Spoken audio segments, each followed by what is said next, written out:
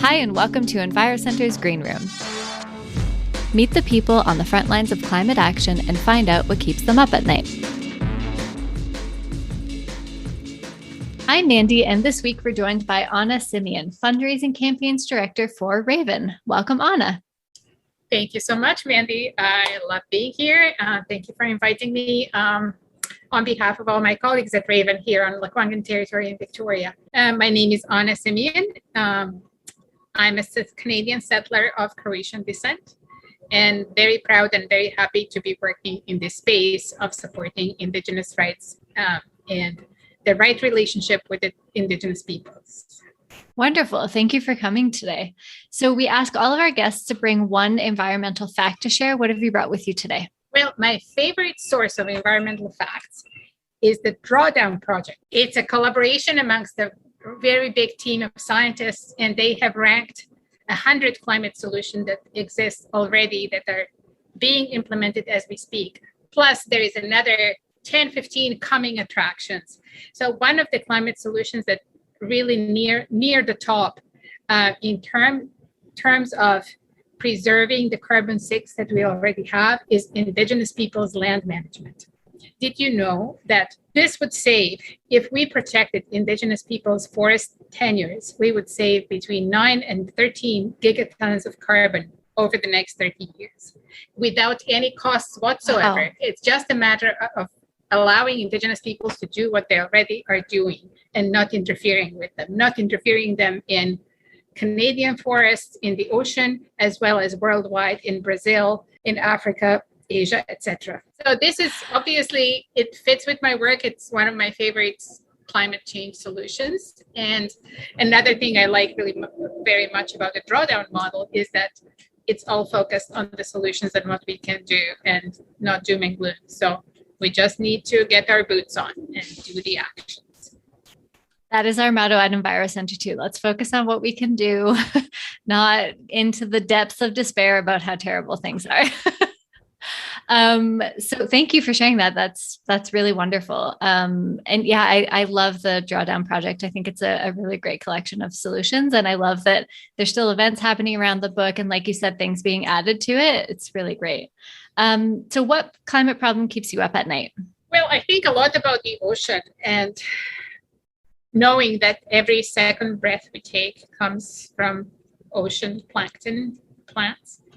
And with ocean, both the warming and the acidification, I don't know, and I don't think scientists really know what impact this will actually have on the oxygen we breathe and the balance of the atmosphere, which is already being imbalanced with all these greenhouse gases.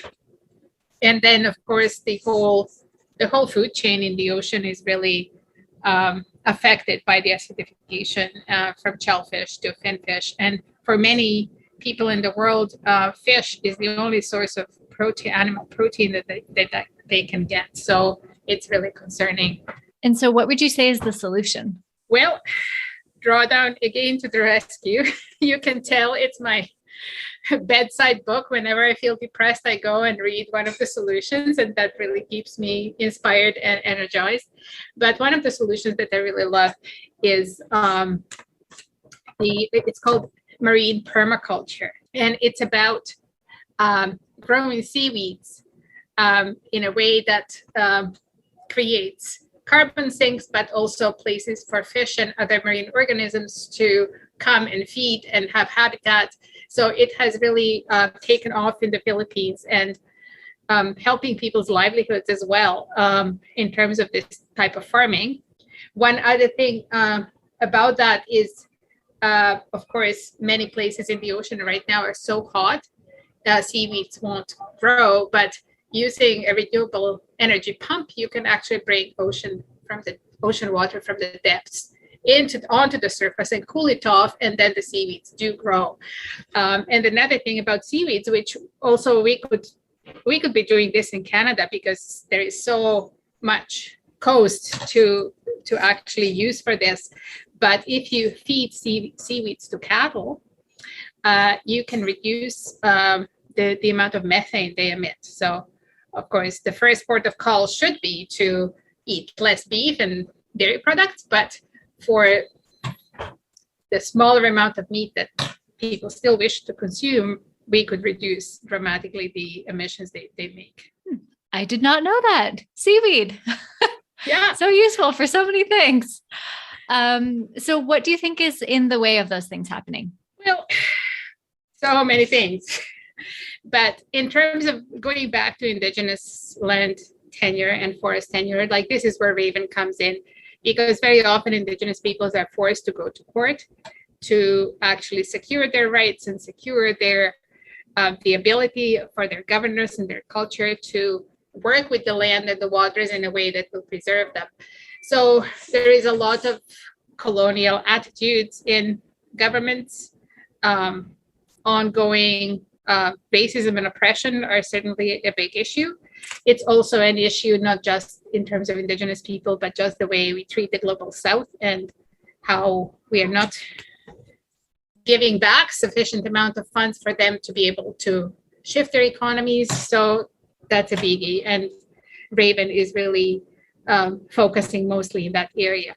And then there is, I think many people were caught also quite by surprise by how, even scientists, by how fast climate change is moving. And the last report said we've shot past so many guardrails and tipping points that they thought, oh, that would be mid-century, but we're already passing them. So it's moving really fast. And governments are not really good at moving fast unless there is something so obvious like COVID. And even then, so many governments botch that. So that's certainly an obstacle. And just the way our political process works and the four-year election cycle, we need to be thinking in terms of generations. And that's another teaching of Indigenous peoples, 7 generations and more, because the CO2 that's in the air now will be there for hundreds of years. So we've already created something that will stay.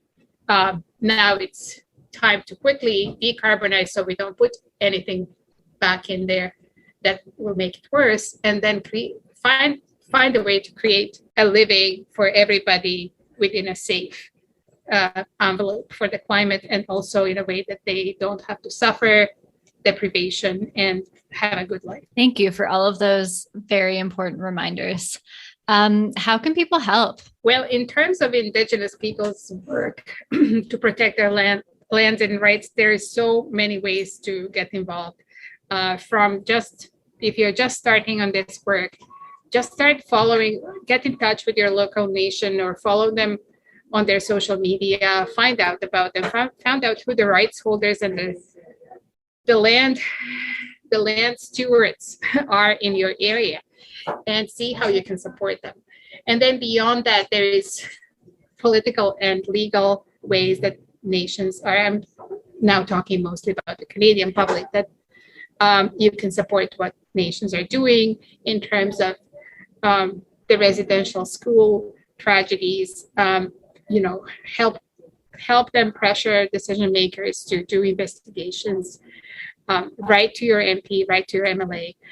And then in terms of what Raven is doing, I would invite everybody to check out our website at raventrust.com and support our mission. We work with a number of nations on their core challenges, from stopping pipelines to protecting treaty rights in the tar sands to securing title to land so that Indigenous land management can be upheld and rolled out.